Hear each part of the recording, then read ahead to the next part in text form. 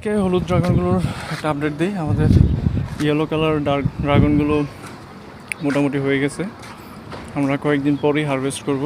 পাশাপাশি লাল ড্রাগনগুলো সবগুলো অর্গানিক, এগুলো হচ্ছে আব্বু ছাদে চাষ করছে। কালারগুলো দেখেন অনেক সুন্দর, দেখেন এটা অনেক বড়, এটার সাইজ দেখেন মাশাআল্লাহ, এটা বিশাল। এই পাশে যদি দেখায়, এই যে দেখেন অনেক ড্রাগন।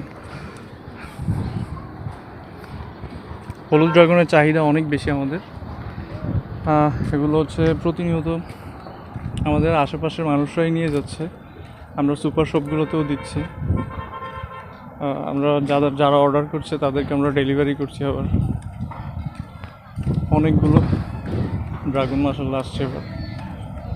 এটা আমাদের ছাদের প্রজেক্ট, আমাদের মেইন প্রজেক্ট আছে, ওই ড্রাগনগুলো ওইখানেও ভালো ধরছে। তো এই ড্রাগনগুলো হচ্ছে একদমই পিওর অর্গানিক। আপনাদেরকে নিচে নিয়ে যাই, আমাদের এই ছাদের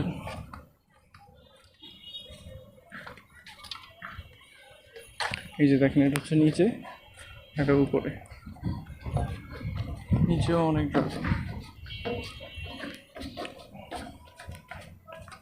ড্রাগনগুলোর সাইজগুলো দেখেন মাশাআল্লাহ, হিউজ, বিশাল সাইজ এটার। এখান থেকে দেখাই, এখানেও হলুদ আছে আমাদের অনেকগুলো। এই যে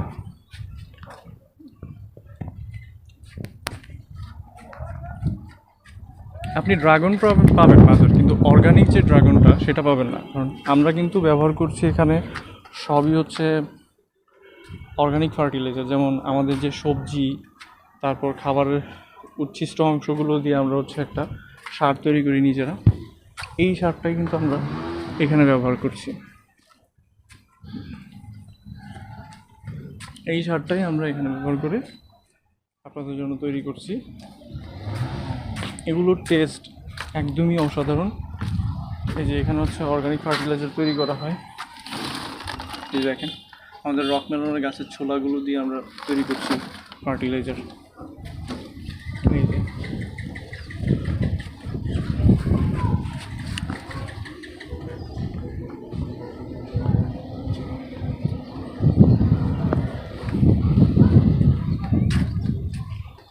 আমাদের ছাদে ড্রাগন ছাড়াও অনেক অন্যান্য গাছ আছে, ফুল গাছ, তারপর সবজি গাছ।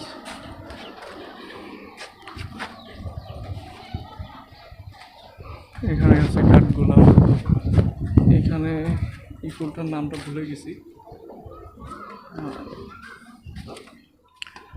যাই হোক, যারা ড্রাগন প্রেমী, বিশেষ করে অর্গানিক, আমরা কেমিক্যাল ফার্টিলাইজার খাচ্ছি, কেমিক্যাল ফার্টিলাইজার দিয়ে যেই ড্রাগনগুলো তৈরি সেগুলো তো খাচ্ছি, কিন্তু অর্গানিক ফার্টিলাইজার দিয়ে তৈরি সেই ড্রাগন আমরা কয়জন খাচ্ছি?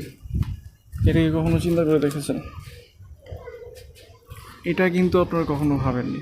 তো আমরা কিন্তু সেই জায়গা থেকে চিন্তা করে অর্গানিক ফার্টিলাইজার ব্যবহার করে আমরা ড্রাগনের ভালো একটা চাষ নিয়ে এসেছি। এবং এটার জন্য কিন্তু আমাদের অনেক পরিশ্রম করতে হয়েছে। বিশেষ করে এটা আমি করিনি, এটা আমার আব্বু করেছে।